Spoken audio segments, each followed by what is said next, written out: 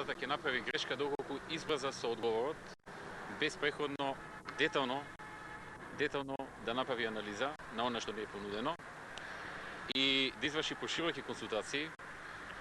Навистина не можам да разберам зошто толку се брза со овој одговор, имајќи во предвид дека Грција веќе го одби ова и дека практично по овој документ ќе нема преговори.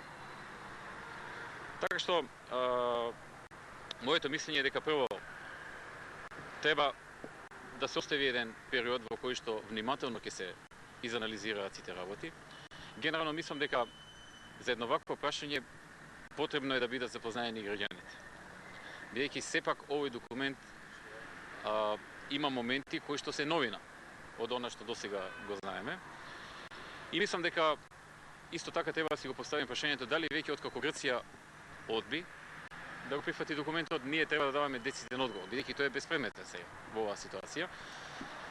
А од друга страна содржи нови остапки од страна на Република Македонија. Така што одењето со одговор дека овој документ е добра база и основа за разговори понатамошни, ќе значи дека ние менуваме нашата позиција од така наречената двојна формула на така наречена тројна формула, бидејќи во документот има 3 варијанти, односно 3 имиња.